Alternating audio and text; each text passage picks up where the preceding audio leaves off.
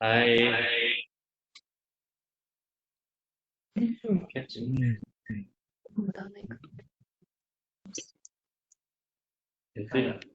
No.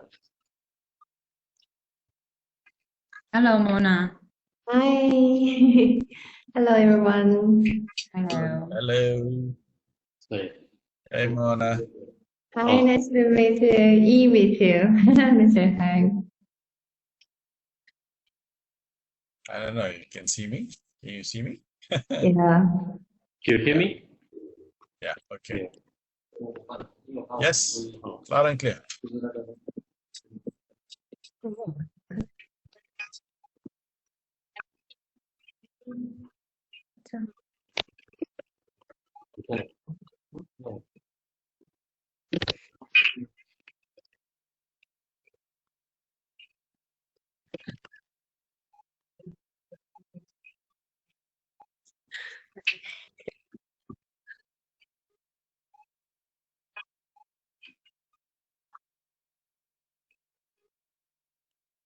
Hi, Mona. Are you based in Shanghai or Beijing?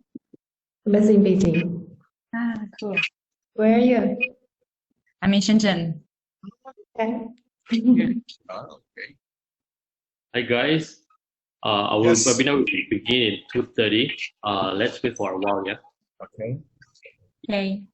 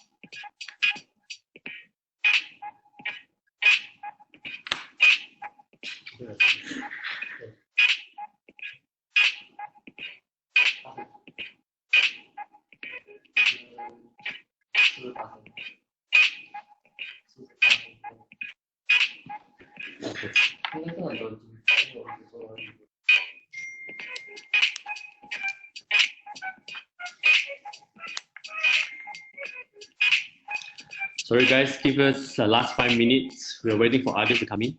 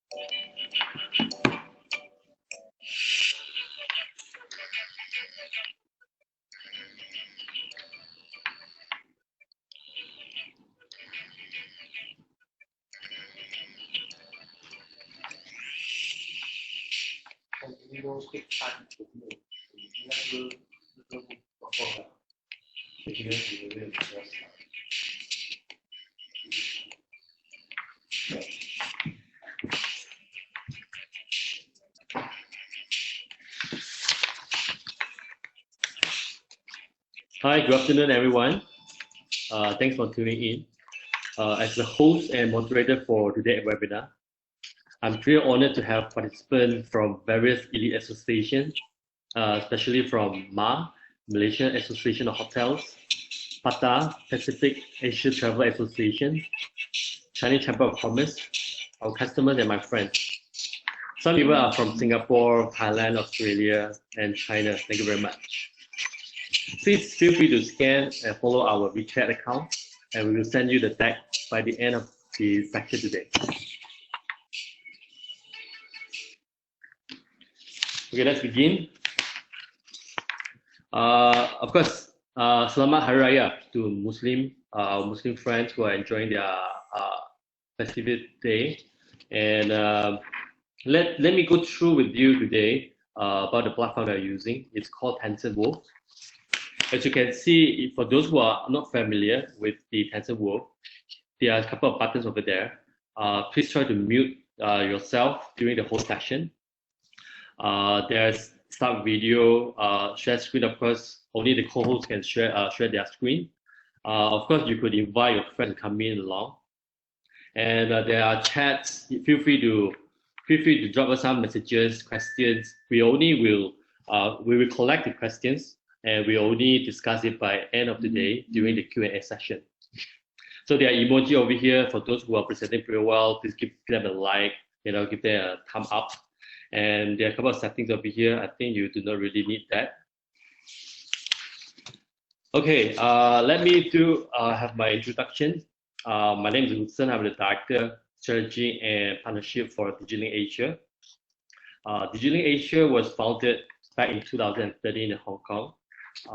It's a data-driven marketing company. So right now we have offices in Australia, China, Malaysia, and Thailand.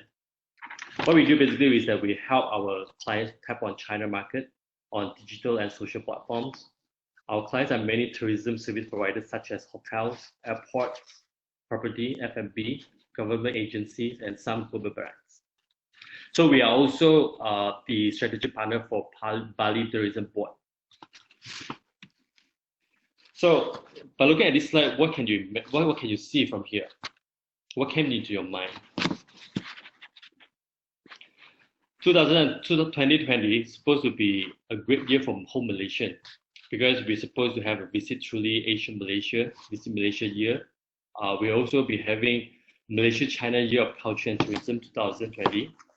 We were estimating about 30 million tourists, and we are hoping to get about more than 100 billion ringgit Malaysia in tourism receipt. But sadly is that nobody could have imagined that the coronavirus, COVID-19, has hit Malaysia very badly. This is a chart showing the number of cases for COVID-19. As you can see, by 16 onwards, there's a spike in the numbers of cases. And soon after that, the Visit Malaysia 2020 was cancelled on March 19. So throughout this whole period, we found that at least 15 to up to 30% of hotels shut down their operation.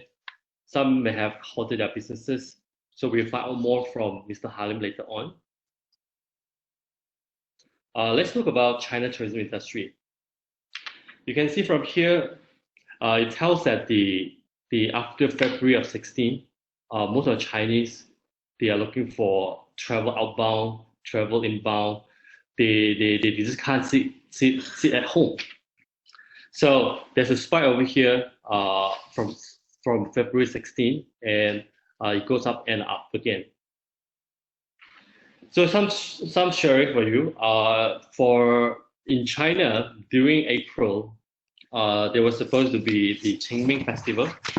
Qingming Festival, whereby people would pray at the cemetery to their ancestors, and then the number of visitors were about 20,000, taking their leave to go up to certain destination for holiday. As quoted by the Jensen, CEO of Trip.com, domestic travel is the first step forward recovery. We remain optimistic about the future.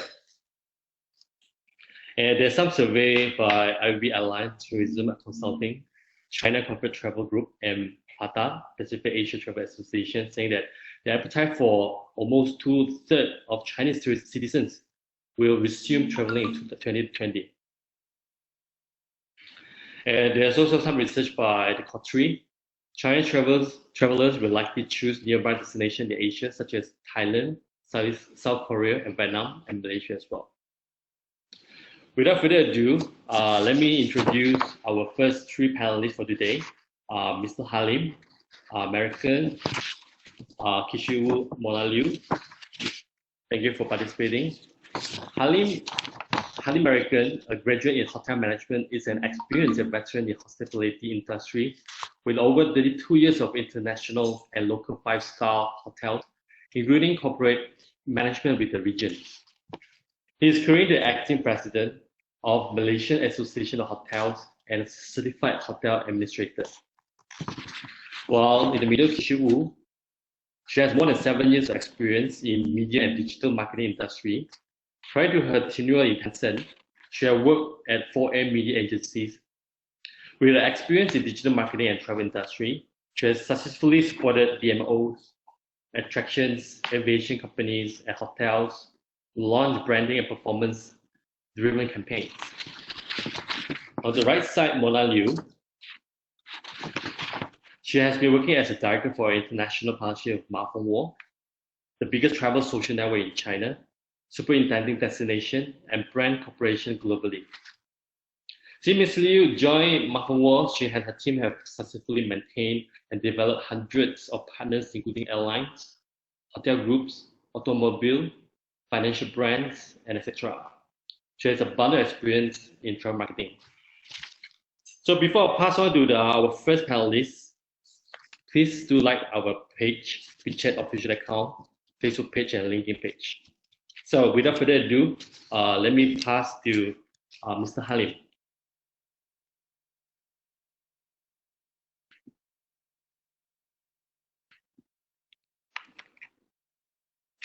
Mr. Halim, it's over to you now. Halim, I think you have muted yourself.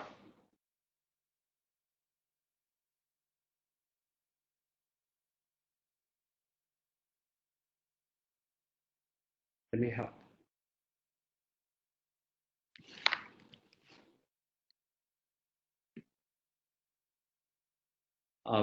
Mr. Halim, you unmute yourself.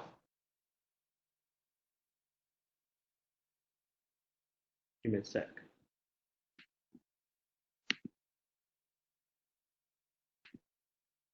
Okay, all right, got it. Okay. Good, can you hear me? Okay, excellent. Thank you, Wilson. Thank you for the introduction and also for DigiLink to coordinate this webinar. And Kishi and Mona, good afternoon. Glad to be part of the panelists with you. Yeah. Looking forward to hear a lot from both of you with regards to the movement and the trends in China. Yeah.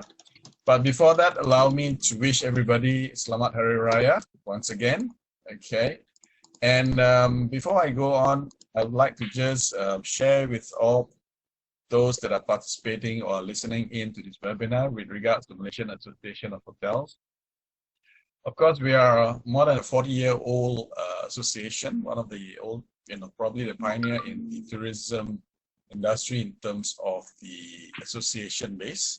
And at the moment now, we have about 1,200 members out of the 4,000 plus hotels that are registered with the Malaysian Ministry of Tourism. Now, so we have approximately 170,000 bed count or room counts, yeah, and we have members who are from different levels, different star ratings. Okay, so it will drive or it will involve a lot of different market demographics and guests to our hotels, and this is going to be very exciting to hear from both Kishi and Mona. Yeah, so basically, as some of you may have read, that we are having a lot of hotels that have announced through the media that they are either temporarily closing or they are closed for the duration. And the expected time of closure would probably be till about September, if not till end of the year. Now, it has been very difficult, and it's not only for us, it's a global issue. I mean, I've been reading and attending a lot of webinars that's been held globally, and it's the same story. Yeah, all hotels are struggling to maintain, to be open. Of course, primarily the biggest cost that we have is manpower, payroll. Yeah, and there has been some situation where manpower has been laid off or terminated. Some of them have been put on unpaid leave or reduced work days. Now, that is the current situation that we have, and our current conditional movement control order by the government will hopefully end by the 9th of June. However, we will know about this situation because as soon as there is a spike in terms of the number of cases, I'm sure the government will relook at that. But we are hopeful and we are praying that there will be some better news in the coming weeks or coming days. So as it is now, moving forward, I think that's the key point now. What do we do as hotels or the industry moving forward? In the previous webinars that I've had and some of the personal calls that I've received from our members, I think basically at the moment now, our association, we have prepared ourselves or we've prepared for our members a guideline with regards to the SOP in terms of cleanliness, on how the hotels are to manage the cleanliness and the safety of our guests and staff as soon as we are able to open again or operate again. So this guideline has also been shared to the Ministry of Tourism. Now, why we shared this with the Ministry of Tourism is we are hoping that the ministry is able to at least endorse or acknowledge the quality of the guideline, safety and the sanitization of our rooms, how we handle the guests and the staff, so that this becomes a positive indication to future guests. Because as we know, the situation now is more towards generation clean. Everybody's looking for safety in cleanliness, of sanitization, disinfecting hotels or restaurants. So I think that's priority. This is definitely being done in all hotel industry or many industries relating to tourism globally. Yeah, I'm sure in China, you guys have been open since sometime in March, back to normal, right? And to be honest, we from the association, we've actually gotten some assistance from several international brand hotels which are already operating in China to support us with the guideline. And we just enhance it and localize it to what the Malaysian culture and way of work and lifestyle. Yeah. So the other thing that we are looking at, of course, is the marketing side. I think we've gone through several crises. We've had 9/11, we've had SARS, we had financial crisis, and I think something that we learn about marketing is not going dark. We need to maintain our connectivity with our customers. We need to maintain our connectivity with the industry players, yeah, in order for us to always be abreast and kept abreast with the current situation and information. Hence, the only difference that we could see now would be there will be a higher level of digital marketing for sure, right? And here we have Mona, the expert, who I hope to hear a lot afterwards from her, yeah? And, you know, we got to go on social media. We need to enhance our own website. We have advised our hotel members or the association members to enhance their website, relook at what they have in there during the shutdown period, during the control period, and to make sure that their own websites are now displaying and communicating to the guests or future customers about what they're currently doing in terms of safety of the hotel, right? You know, at the end of the day, we also need to use the support of third-party websites where wherever you have alliances and partnership, you need to also communicate through those websites. I think it's very important that we now start in stages, and we, of course, like China or the rest of the world, domestic travel would be our target. The Ministry of Tourism has got some strategies in place that they are discussing with the tourism stakeholders, whereby they're looking at, of course, increasing the domestic traveling. Yeah. Sadly, you know, Visit Malaysia had to be cancelled due to COVID-19. Therefore, the initial and most crucial reopening of the travel industry and the tourism industry or hospitality industry would be focusing a lot on the domestic market. Of course, how long will this take? Until and when we can pinpoint specifically the date that it is the beginning, yeah, I would foresee that for domestic travel, it may start very slowly. We will start probably with a lot of interstate travel, which are related to work, as opposed to tourists or for holiday makers. We expect between 4 to 6 months before things will start really looking encouraging in terms of even with domestic travel. And when we talk about regional market, which includes Asia, the greater Asia, of course, including China, I think this all depends on the airports and airlines. We've read recently that many airlines are seriously considering either opening up the travel worldwide, globally, or at least regionally first. Some have already started domestically, yeah. So until and when we have the airports and the airlines at least up by 50% in terms of their business nature, only then we will actually see the regional market traveling. Now, when we talk about regional market, we have to break it down into the demography as well.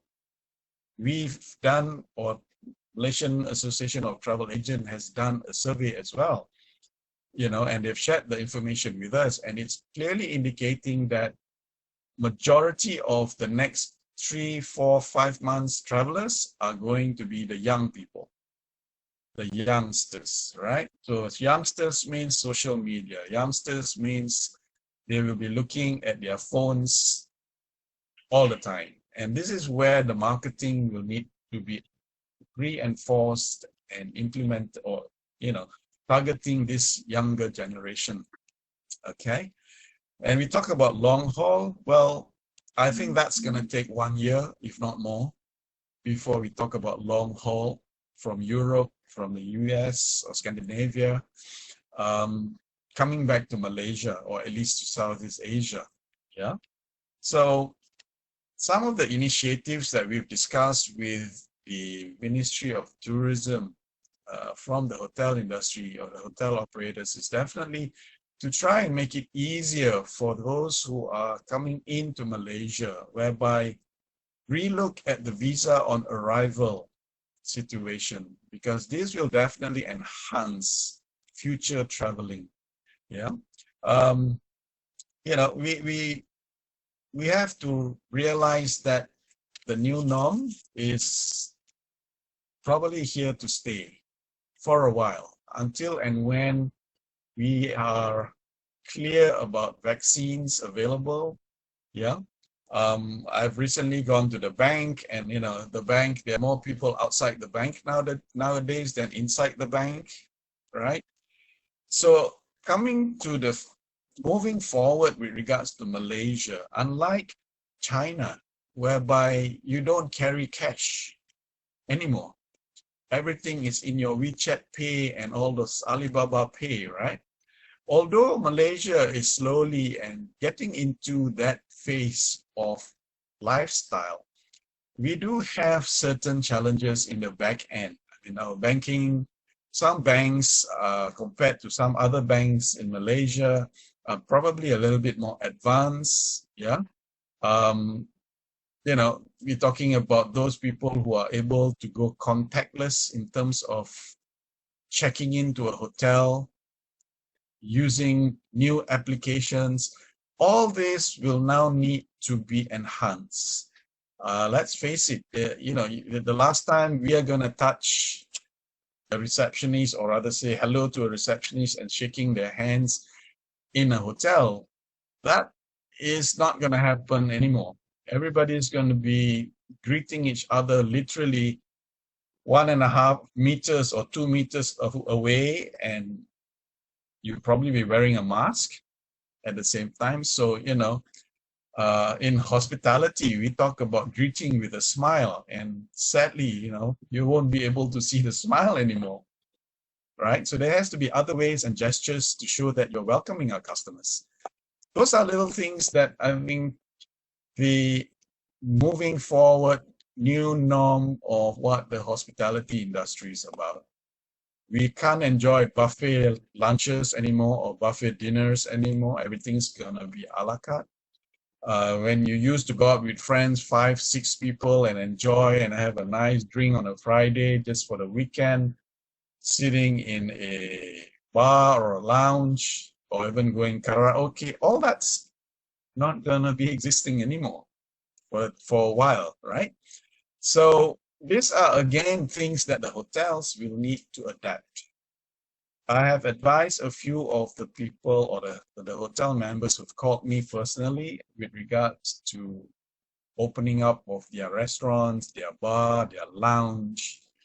And for the current government control condition is that we can only open our restaurants. And even with that, we've got controlled seating, we've got only a la carte service. Yeah? Breakfast is going to be set menus as opposed to, Malaysians, we love to eat, Asians, we love to eat, right? And going to a hotel experience for breakfast is now going to be very different. So from the hotel standpoint, the food and beverage also needs to relook and say, how are we now going to prepare ourselves for the new norm, right? So it's a lot of things that we need to discuss, and act on when we talk about the new norm. All right. So, I will not go on because I'm sure everybody is very interested to hear what Kishi and Mona has to say in terms of technology driven and the Chinese market trends at the moment. So I'll come back as and when, and during the Q&A as well. So with that, Wilson, I hand it back to you. Thank you. Thank you, Mr. Halim. Thanks for your sharing insights. Now I pass to Kishi from Tencent. Kishi, it's all yours. Okay, thanks, Wilson, and thanks a lot, everyone, today to make your time and to join our sharing session today. So firstly, we'll attend my appreciation to Mr. Halim from Malaysia Association of Hotels. Thanks for initiating this sharing session with all of us, and thanks for Wilson and the teammates from DigiLink to coordinate this sharing session, leveraging our Tencent's VOOV meeting. And also thank you, Mona and the team, to join us as our travel vertical website or vertical in China to have this sharing session with all of us. So we know that most of the hoteliers and the players in travel industry are going through a very difficult time recently. So we hope that everything is going to be better soon. And we also hope that our sharing session today can be a very useful and helpful one to all of you. I believe Mona will have more in-depth and more professional sharing for the travel or hotel vertical today. And my focus will be more on the Tencent ecosystem, the largest social media platform in China, and how do we as different travel brands or hoteliers to leverage our ecosystem to make our recovery plans, and more importantly, in the long term, how do we attract China tourists in the long term? So I will share my screen now. So if you have any questions or have any issues of hearing me or seeing my screen, please raise your hand or raise your question to the host.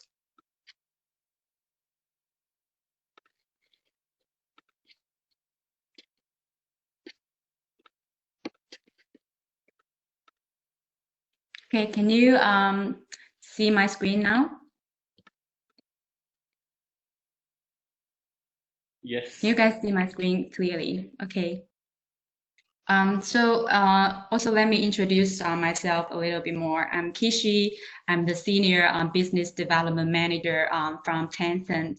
And I'm based in Shenzhen, and our team and I are supporting different brands from mainly Southeast Asian countries and brands from Australia and New Zealand market. So I'm mainly working with different travel brands, including destination marketing organizations, aviation companies, and attractions and hotel brands in Southeast Asian countries. So previously, I will travel to Malaysia a lot. I've been actually traveling to Kuala Lumpur more than 5 times last year, but it's mainly for business trip. When I trying to come to Malaysia more and to have some leisure trip, but we now have the COVID-19 outbreak. So I'm really eager to come to Malaysia again, maybe in later this year, to enjoy the food and all the sceneries. So this is the agenda. This is the table of content today. So firstly, I will have a brief introduction to Tencent, just in case some of you might not be very familiar with all the platforms and all the products under the Tencent system.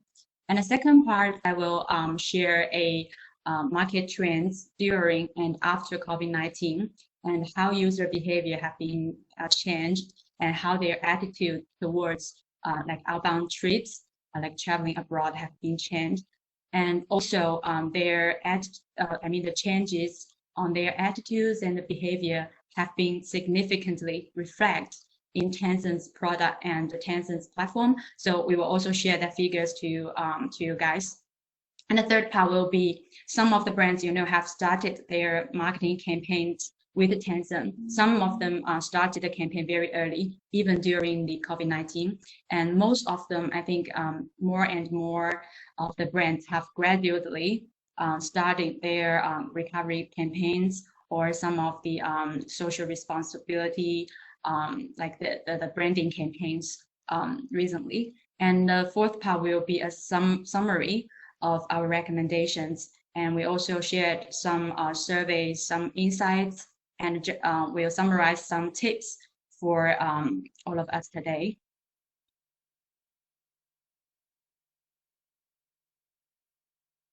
So we can see here is a very brief introduction of Tencent.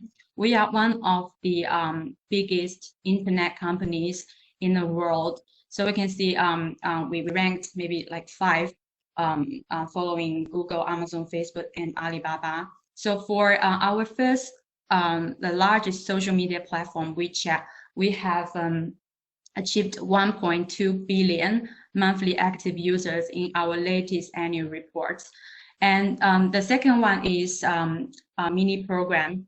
You guys can see the second icon here. It's WeChat's mini program. So the 300 million is actually I'd say it's actually old data. So it's the data in last quarter, but just during the first quarter of 2020, after 3 months, the daily active users of mini program have been increased from 300 million to 400 million. So we can actually see a very like booming, a very rapid growth of mini programs user base during the COVID-19. And we will share more of the insights and what other brands are doing on mini program later.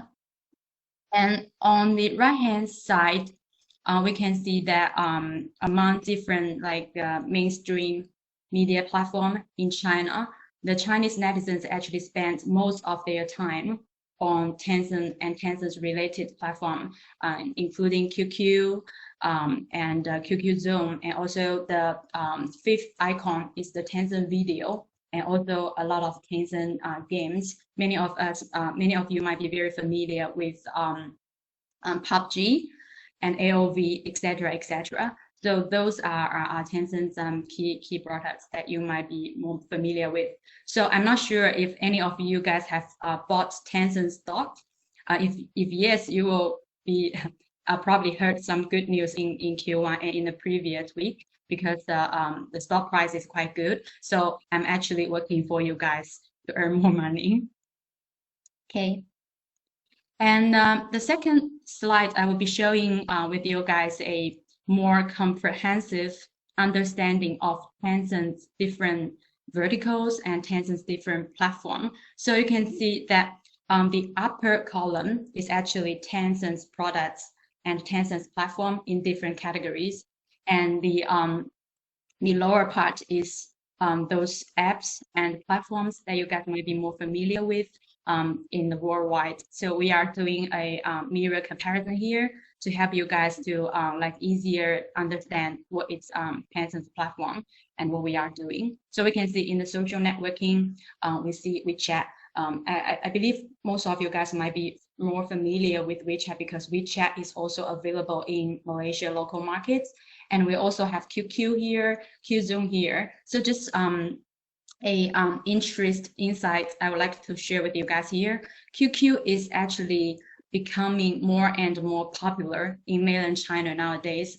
I'd say the a comparison here is quite similar to the relationship between Instagram to Facebook, but I'm not saying that WeChat is no longer that popular in China. Just more young generation are moving to QQ because they don't want their parents to see their newsfeed and their updates. So QQ is actually a very recommended platform for us if we are going to target a younger generation, and if we want to bring our brand message, and if we want to position us, our hotel brand, as a very young, very energetic brand to the mainland China users. And the second column will be Tencent Video. Weishi is a short video live streaming platform, and also QQ Music, which is also the largest music app in China, and also Tencent Games, our largest revenue generator in the Tencent ecosystem. And the third column will be Tencent News, Tencent Sports, and some other information related apps. And the fourth one will be some software and tools, including QQ browser, which is also the largest browser in Android mobile mobile phones, and also WeChat Pay, QQ Mail, etc., etc. And for the lifestyle part, we have Didi, Tongcheng, and Jingdong. For those apps, we do not like develop them by ourselves, but we Tencent invest and have joint venture with these platforms. So what's interesting here is in China, most of the people will use their WeChat account or QQ account to log into these platforms. So we can actually kind of have the user behavior and the user information of like how do they behave and how's their behavior in different platforms across I mean under the Tencent ecosystem. It will help us to better understand our users and to generate some insights and some actionable suggestions for the brand's marketing campaigns. If you guys have any question on our Tencent introduction, and if you are interested to know more about a specific platform, you can go to the chat box and send a private message to our host Wilson, and we'll be collect the questions and answer your questions in one go in the Q&A session. Okay, so after sharing like the different categories and different platforms, here I'd like to show you a all-rounded brand solutions that different brands can leverage under our Tencent ecosystem. So you can see from the WeChat official account, the concept is quite similar to brand page. So you can set up a WeChat official account for your own brand, which I believe some of the brands in Malaysia have been doing this. So it will help you to have a platform to do CRM and to do connect with your customer. You can accumulate the fan base and to send them the informative messages, etc., etc. And the second one will be payment, which is also like highly related to our hotel industry. It can be like online booking and also maybe some offline consumption within the hotel. So we can have like different scenarios for our brands. And the third part will be Tencent Cloud. We will elaborate more functions under the Tencent Cloud. And also the right bottom column one will be user experience. So we can use WeChat mini program to enrich users' experience within the WeChat environment. And then for QQ and Tencent Video and maybe Tencent Gaming, we can leverage this platform to do more content development and maybe some PR and IP collaboration.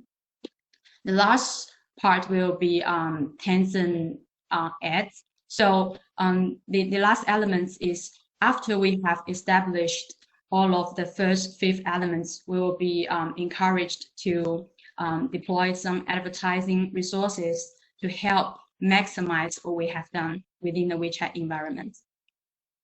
So here is a very brief overview of the marketing tools and the platform for under Tencent platform. So we can see some of you might be familiar with the WeChat ads platform. So it's a more direct platform for the brands to advertise on WeChat. And the second one is Tencent GDT network. It's similar to other like largest display network in the world. You will be able to extend your media coverage beyond WeChat. For example, if you don't have a WeChat official account, but you do want to advertise and want to drive users from China media to your official website, you can consider Tencent GDT network. And it will support like more flexible bidding model, and you will be able to access to a numerous inventory through the GDT network. And third one will be a more premium resources under Tencent called Tencent Planning. So with the access to Tencent Planning, you will be able to have some bigger scale cooperation with the Tencent. Like you can have a collaboration with QQ Zoom, QQ Music. You can feature your brands on QQ Music, and also maybe Tencent Game, etc., etc. The third part will be like a more premium way of doing collaboration with us. So here is an example here. It's a very consolidated, a very holistic collaboration between Singapore Tourism Board and Tencent. So you can see a timeline here from the collaboration of Zouk with Weishi, and also a mini program within WeChat, the WeChat ads, WeChat stickers, and also a research white paper that we have done to study the China younger generation to a MICE directions collaboration between among social, STB, and WeChat, and also a very interactive video format, and even a very innovative and a very cute idea here is a Singapore Tourism Board collaboration with our QQ. As I just mentioned, QQ is more recommended for us to use to target our customers in in younger age. So you can see a very cute Nyonya here. So STB embedded the Nyonya image within the QQ environment. So it will be helpful. It will be helpful to nurture the China youngsters about Singapore's culture and Singapore's elements. So it will like gradually influence their decision making when they are doing plannings for their future overseas trips. So here is a very typical like holistic collaboration plan for the travel brands with Tencent. And the second part, we will be talking more about what we concerns the most, the impact of the COVID-19 and how the market trends in China. So we can see that here is a photo of Han Street, which is the largest street and a shopping center in Wuhan. So we can see that a lot of brands and shops are shutting down during the outbreak. So we can see that among those industries, actually travel industries are facing one of like the largest impact. We can see that from the early stage of the outbreak in China, we, as the contact point of different brands, we received the brand's response to their marketing campaigns is to pause or stop their promotion to China audience. And from late February to early March, most of the brands are observing and they are like keeping monitoring the market situation and plan for the later maybe a more stabilized situation of the market. And we can see in middle of March, the black line is the situation of the international countries and regions. So we can see the situation is getting like more getting worse in other countries and locations. So most of the brands like hold back their marketing plans again. So we can see like until late April to early May, because the domestic situation in China is getting better, and for some of the overseas countries, the situation is also getting better. So more brands like DMOs, aviation companies, and hotels continuously like start their recovery campaigns or start planning for their upcoming strategies. So we can see that according to a survey done by Ipsos, most of the people have are very concerned to the epidemic situation when the epidemic firstly happened. So the WeChat is the channel that most of the users are used to get the information about epidemic related information. You can see the green part. The first one is WeChat official account. So actually a lot of government organizations and health related organizations launched a COVID-19 session or a new page for COVID-19 related message on WeChat official account. So the Chinese netizens will spend most of their time on WeChat official account to see the updates of the COVID-19 and also WeChat moments, WeChat group, and etc. etc. Here is an example of the global situations within official account.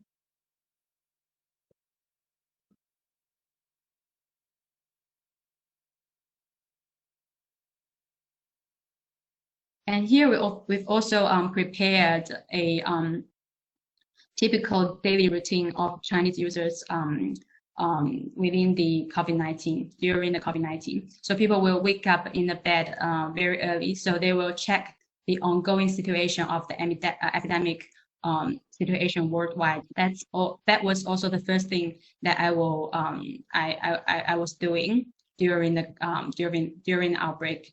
And around 9 o'clock in the morning, we will use WeChat mini program to order grocery or order our food today, or maybe some online food delivery. And we will use WeChat Pay to pay immediately. And maybe around noon, we will start communicating with our friends or our colleagues in WeChat group. So actually, we've started home office in early February. So all of us will use WeChat as a working tool to communicate with our colleagues and clients. And then some of the retail brands will put more focus of their online sales within the WeChat mini program. So the users then can check some new arrivals of the brands in mini program.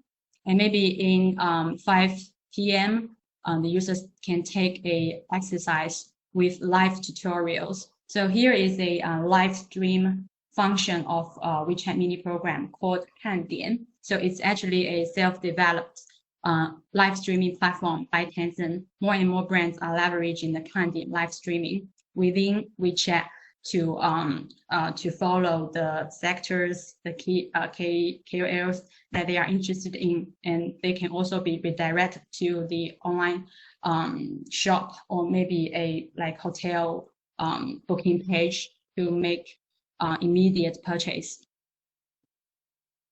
So maybe in at the later of the day, they will start some team battles with their best friends on PUBG.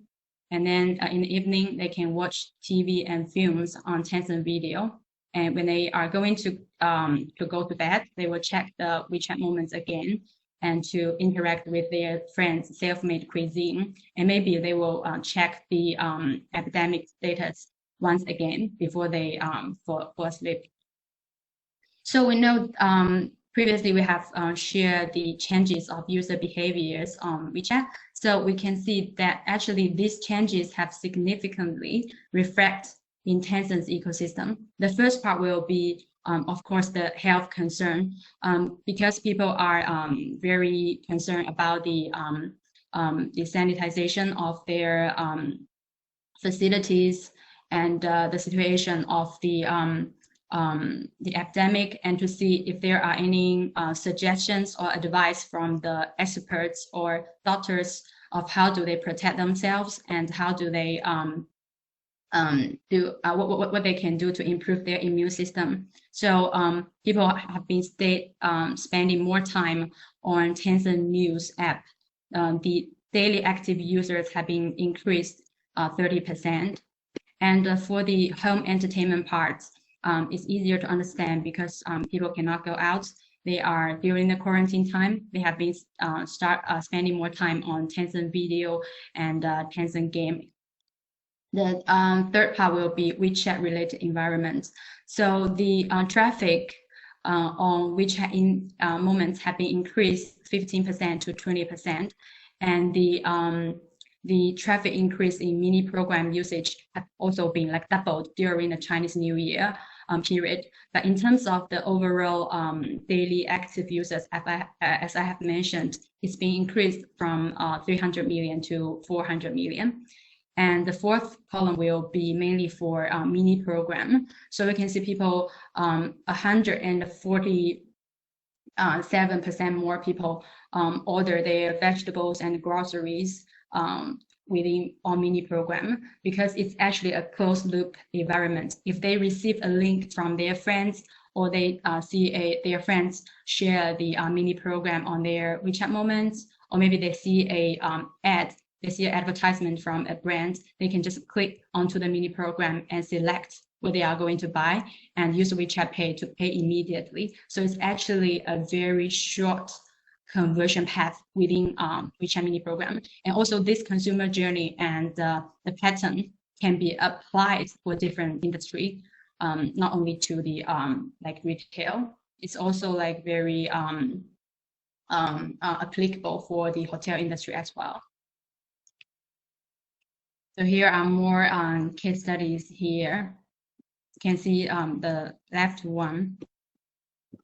Sorry, the left one is about the grocery shopping and municipal services. So more and more governments and some institutions in China are also leveraging the WeChat mini program to distributing e-vouchers to help the merchants to like have a better plan for their recovery.